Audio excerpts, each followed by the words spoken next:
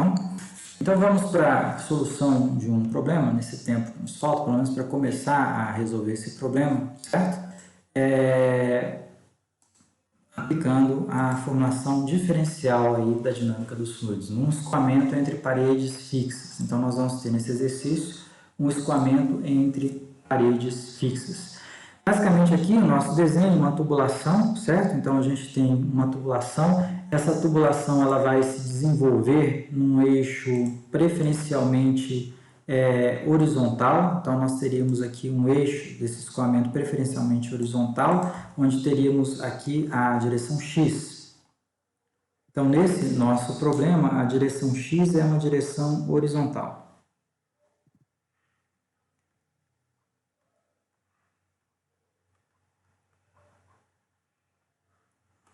Certo, pessoal? Temos esse trecho de tubulação, um trecho de 1 metro, que vai dividir, então, duas seções transversais consecutivas, na sequência do escoamento. Então, vamos pegar aqui um trecho que vai ter aqui um comprimento de 1 metro.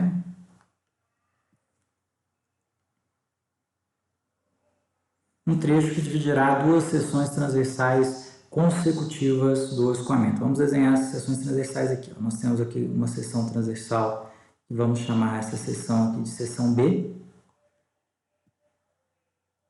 Essa seção transversal, seção B. Essa seção transversal A.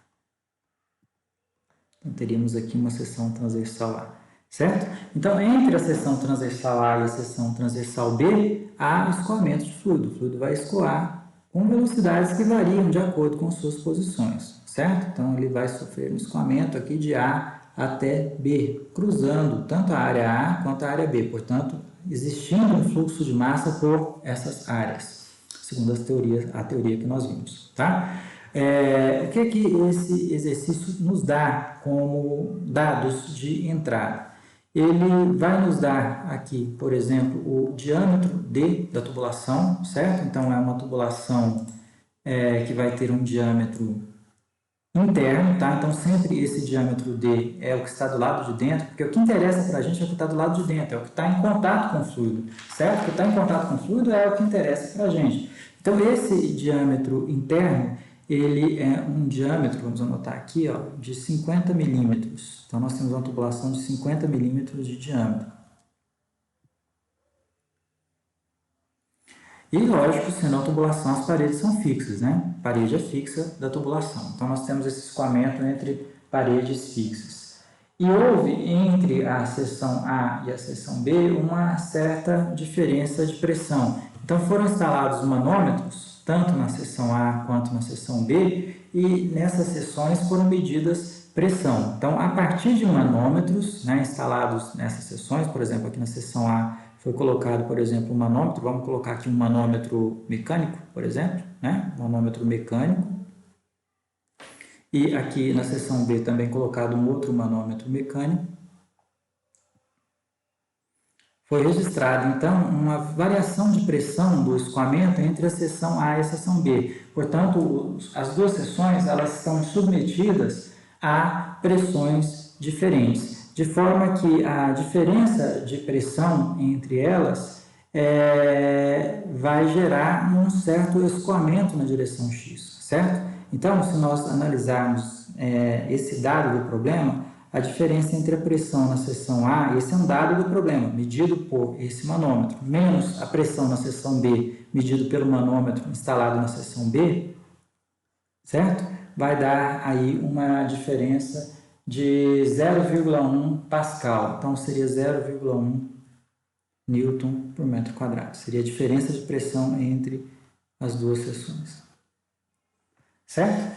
O que esse exercício, então, de acordo com esses dados, vai nos pedir? Ele vai pedir para calcular o perfil de velocidade. Então, nós vamos fazer aqui um cálculo do perfil de velocidade.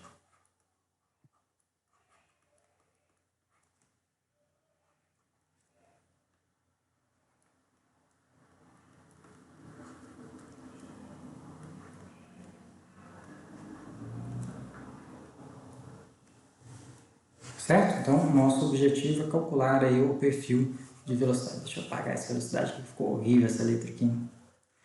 Perfil de velocidade. Certo, pessoal? Então, vamos também utilizar um dado do problema, que nós temos aqui um escoamento de água, certo? Então, escoa por essa tubulação é um escoamento de água.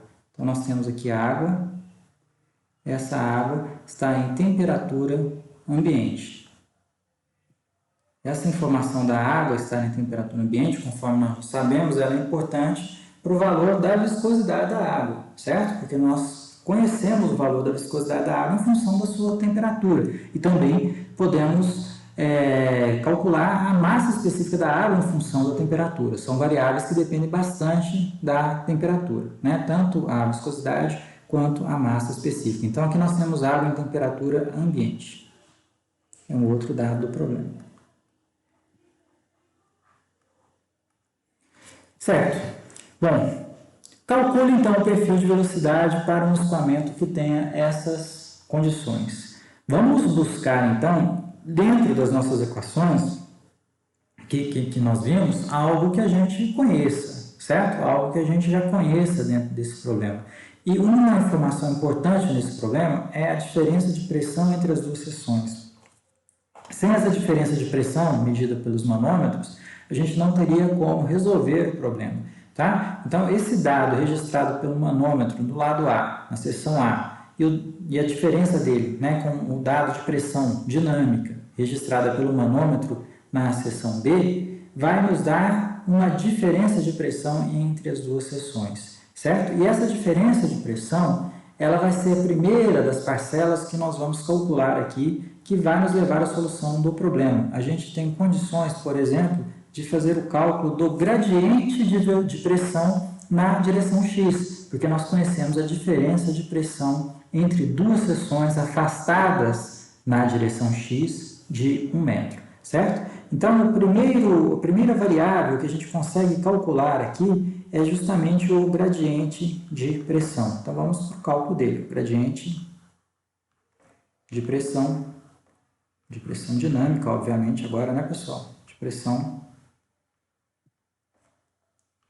em x. Gradiente de pressão na direção x. Quanto valeria esse gradiente de pressão na direção x, pessoal? Seria o dp dx, né? Na nossa fórmula, vamos até voltar lá para uma das equações de Navier-Stokes, ó.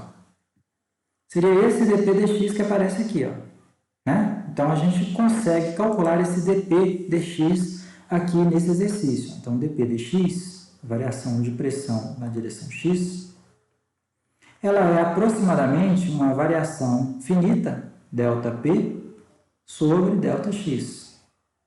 Então, nós temos aqui na esquerda um gradiente infinitesimal e aqui um gradiente finito, né? Onde o de Ronde ele é substituído por um delta, uma diferença finita entre os valores, certo? Então, o ΔP seria a pressão na seção da frente, ou na seção de jusante, para onde o escoamento vai, menos a pressão na seção da onde o escoamento veio, na seção de montante, certo? Então, esse ΔP seria igual a PB, que é a seção da frente, para onde o escoamento vai, menos a pressão na seção da onde o escoamento partiu da seção A, PB menos PA, dividido por ΔX, que no nosso caso, o ΔX vale L, certo? Substituindo valores numéricos, pessoal, quanto vale PB menos PA? PB menos PA é igual a menos 0,1, porque PA menos PB é igual a 0,1, certo? Então, PB menos PA é igual a menos 0,1 newtons por metro quadrado, dividido por L, que é igual a 1. Então, temos um gradiente de pressão, nesse caso, igual a menos 0,1. Então, o gradiente de pressão dP dx, ele vai valer menos 0,1 Pascal por metro. Esse é um resultado que daqui a pouco, talvez não hoje, mas ao final do exercício, a gente vai precisar resgatar. Então, vamos deixar esse resultado destacado aqui, certo? Próximo passo é aplicar aquela equação que derivou do princípio de conservação de massa. Então, nós vamos aplicar a equação da continuidade. Vamos ver que informação que a equação da continuidade vai nos trazer, certo? Então, nós vamos aplicar a equação diferencial da continuidade.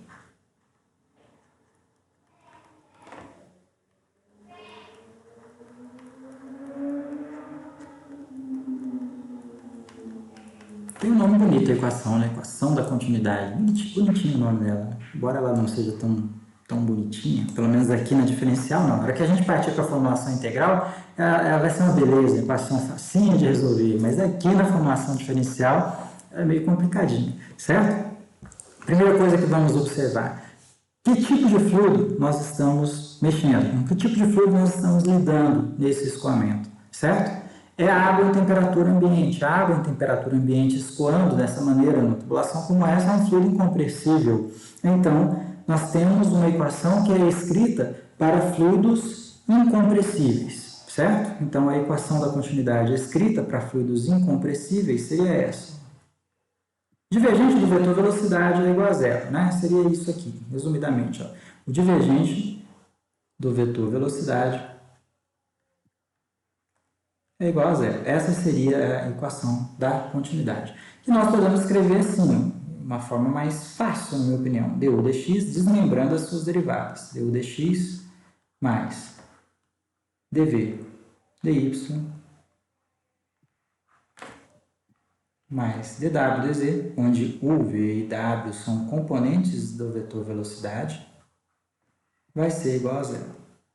Certo? Vamos escrever aqui, ó. Lembrando que com vetor velocidade sendo a soma vetorial de u, v e w. Tudo bem, pessoal?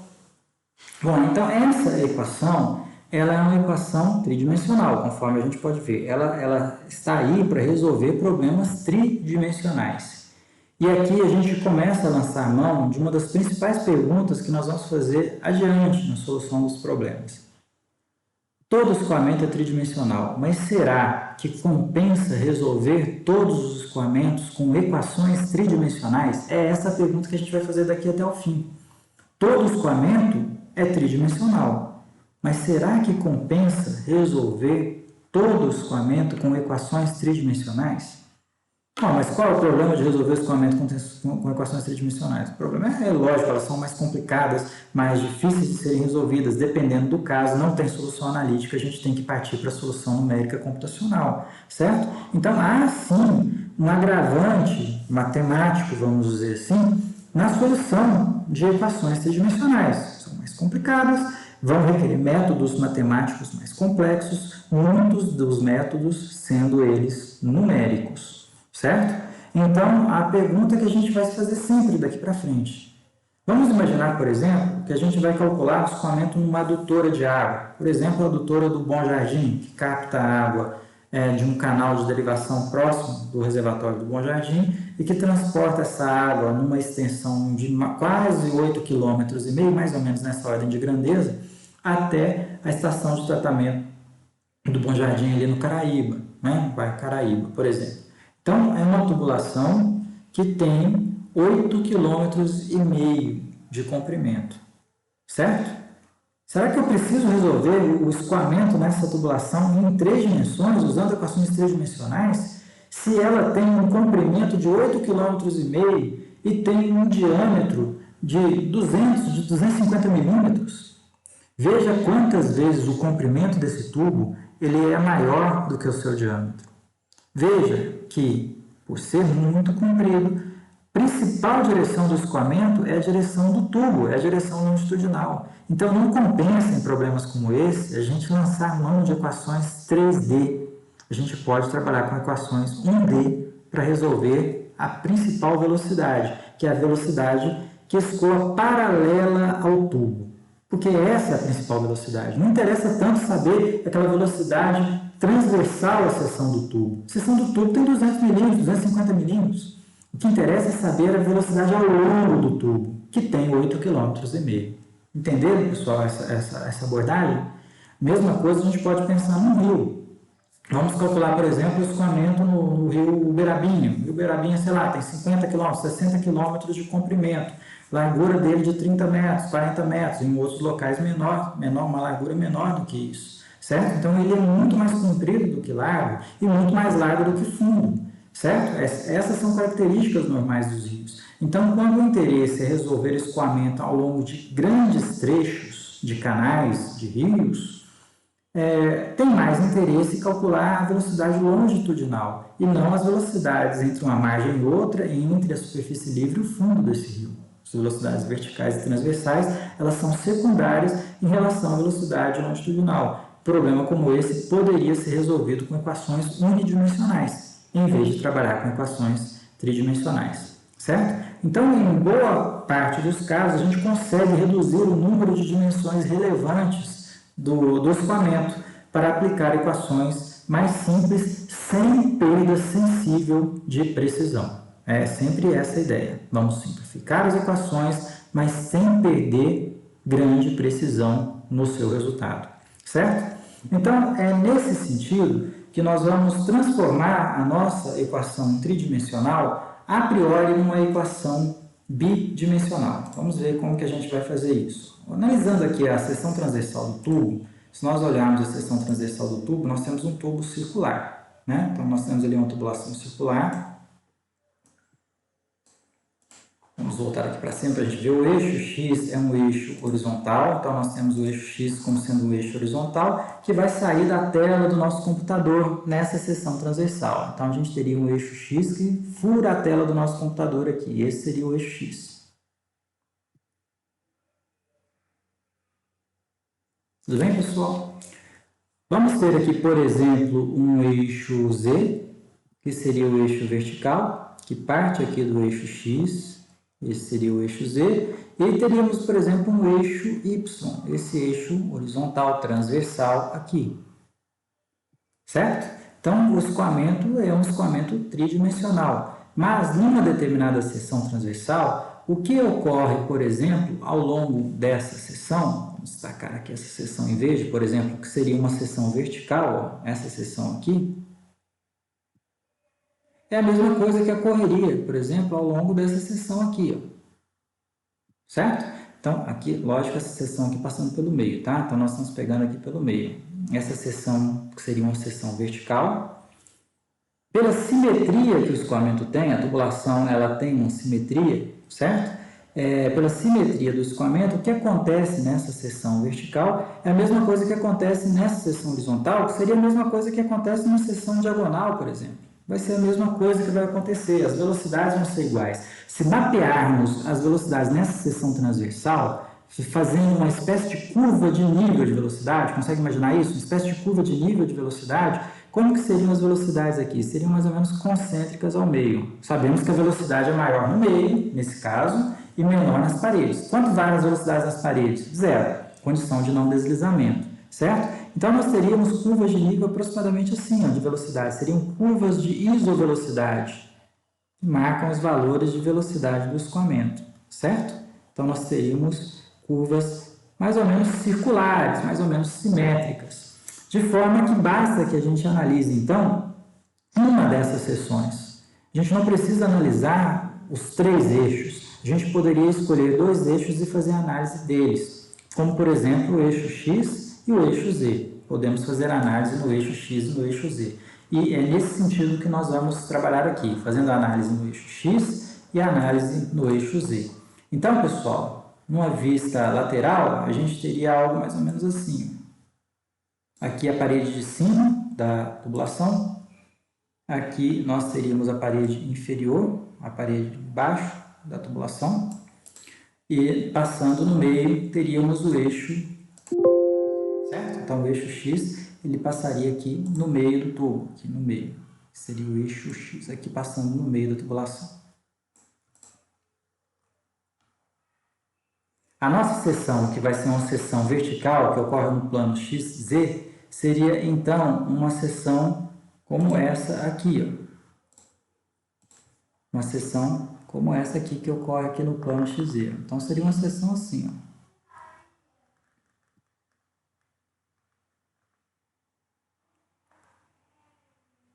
certo? Então, nós vamos analisar o que ocorre nessa seção, que é exatamente essa seção que eu estou analisando aqui, ó, que eu estou destacando aqui, passando o cursor sobre ela. Essa seção vertical. Numa vista lateral, a gente teria essa seção aqui em verde, certo?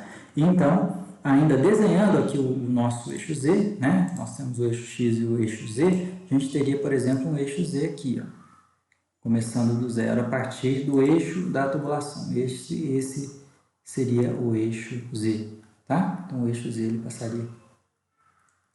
Daqui a gente pode tirar algumas conclusões. Por exemplo, eu conheço a velocidade nas paredes, não conheço? O fluido que escoa é um fluido viscoso, é água, então nós sabemos que a velocidade desse fluido na parede é igual à própria velocidade da parede. É um tubo, portanto as paredes estão paradas. Então esse fluido ele tem válida a condição de não deslizamento nas paredes. Ele tem velocidade nula nas paredes, certo? E o que nós vamos analisar é o escoamento ao longo desse eixo Z, no plano XZ, certo? Sabemos, por exemplo, que partículas de fluido situadas mais distante das paredes, elas têm velocidades maiores, então essas partículas vão ter velocidades maiores. Então essa partícula aqui que escoa no meio, ela escoa mais rápido do que uma partícula de fluido que escoa, por exemplo, a uma certa distância do meio, entre o meio e a parede. E que essa partícula de fluido que escoa aqui mais próxima da parede, ela escoa com uma velocidade menor.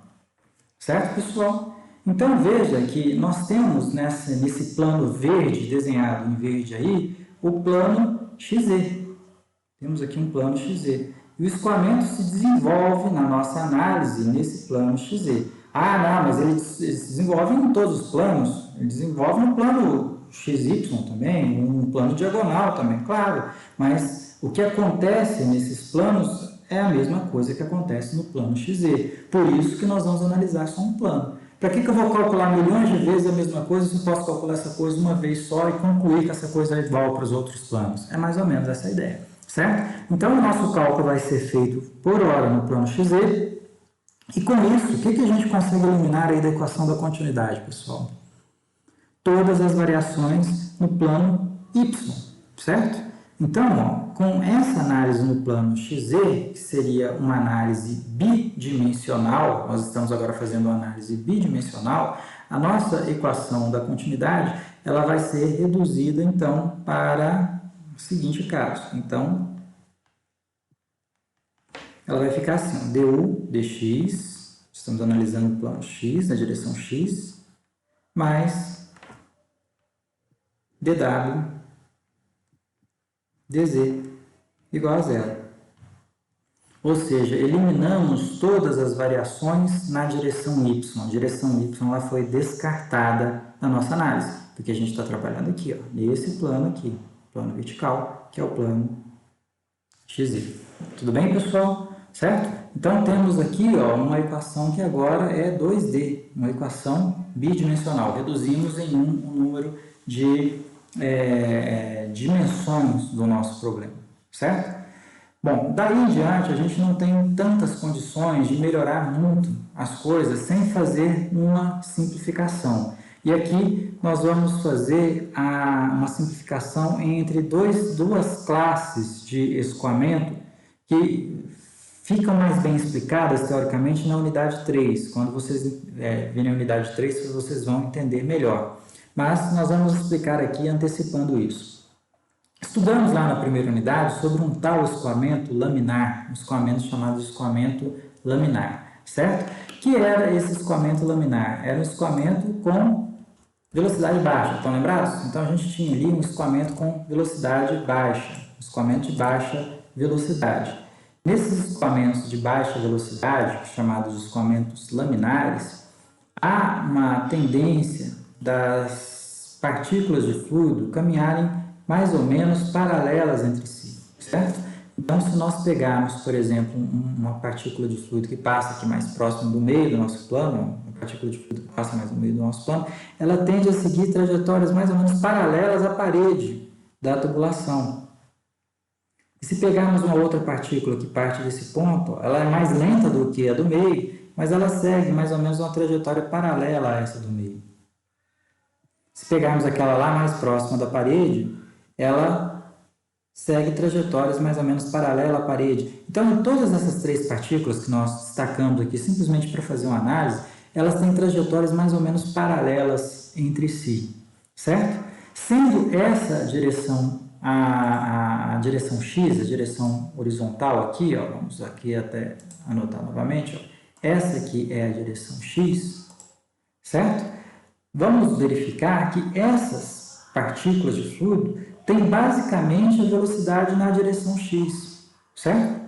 A velocidade delas é basicamente a velocidade u. Ó. Se a gente pegar essa partícula aqui, ó, a velocidade dela é basicamente a velocidade u, porque é praticamente paralela à direção x, certo? Então, isso vai acontecer nos escoamentos laminares, naqueles escoamentos com velocidades menores, certo? Então, aqui nós teríamos uma situação de um escoamento laminar.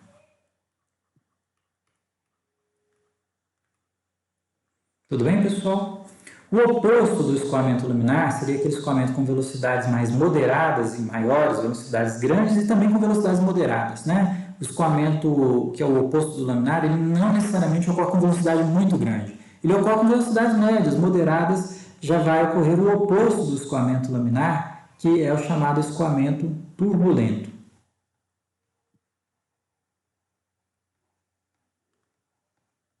Como o próprio nome sugere, no escoamento turbulento, esse escoamento ele é instável e as partículas elas não conseguem manter uma velocidade tão comportada como ocorre no escoamento laminar. Por exemplo, uma partícula que está aqui nesse momento, ó, ela pode no instante seguinte fazer isso aqui, ó.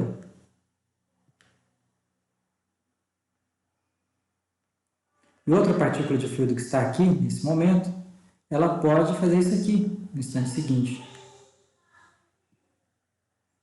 Então, elas não seguem no escoamento turbulento trajetórias exatamente paralelas entre si, certo? Elas seguem trajetórias que são estáveis, como a própria característica do escoamento turbulento é um escoamento com características instáveis, certo? E nesse sentido, no escoamento turbulento, se nós pegarmos, por exemplo, uma certa posição dessa partícula, nem toda a velocidade dela vai acontecer ao longo da direção x.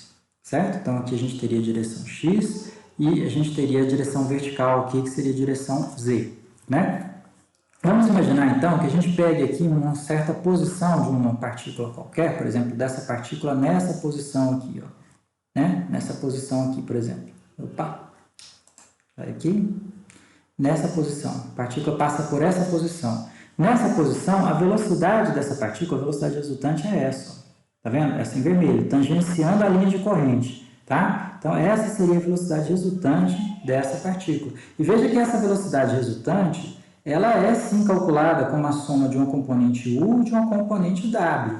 Ela teria aqui uma componente na direção X, que é a U, e teria uma componente vertical, que seria a componente W, certo? Então, no escoamento turbulento, efetivamente, a velocidade pode ser decomposta em U e W, mas no escoamento laminar, pessoal, o que acontece com o vetor velocidade? Ó, se a gente pegar um ponto aqui qualquer, aqui, por exemplo, a velocidade ela ocorre praticamente toda na direção x, pelo fato do escoamento ocorrer praticamente paralelo com as paredes, certo? Então, essa velocidade aqui no escoamento laminar, ela é praticamente igual à própria velocidade U. Então, se nós partirmos para o nosso problema novamente e batermos o olho nele, nós podemos fazer uma simplificação das muitas que a gente tem que fazer, né? Eu já tinha falado, para resolver essas equações a gente tem que fazer uma série de simplificações, então vamos aplicar a primeira delas. A primeira delas é que o escoamento é laminar, certo? Então vamos considerar o escoamento como sendo um escoamento laminar, de forma que a velocidade resultante seja praticamente a velocidade na direção x, certo? Então, vamos lá, considerando a primeira hipótese simplificadora que vamos fazer, tá? Considerando o escoamento laminar.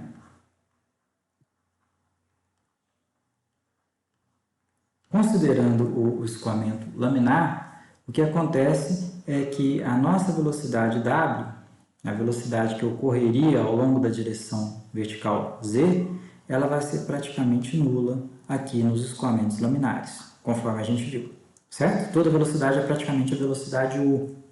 E aí a equação da continuidade a gente consegue cortar mais um termo da equação da continuidade, que é a variação de W em Z. Se W é zero, não nos interessa a sua variação em Z. E chegamos finalmente na equação du dx igual a zero, certo? Então, ó, nós vamos chegar nessa condição, que du dx, ou seja, que o gradiente de velocidade na direção x é um gradiente de velocidade nulo. Vamos destacar essa equação, porque ela vai nos trazer uma informação muito importante para a gente poder, na aula seguinte, trabalhar com isso aqui, certo? Na aula seguinte, nós vamos trabalhar com esse trambolho aqui, e essas informações que nós obtivemos nessa fase preliminar do exercício são informações importantes para a gente manusear as equações de Navier-Stokes, certo, pessoal? Então, nós finalizamos aqui a aula de hoje. E eu vou pedir para que vocês não saiam ainda da sala, para que eu possa salvar aqui a lista de participantes, certo?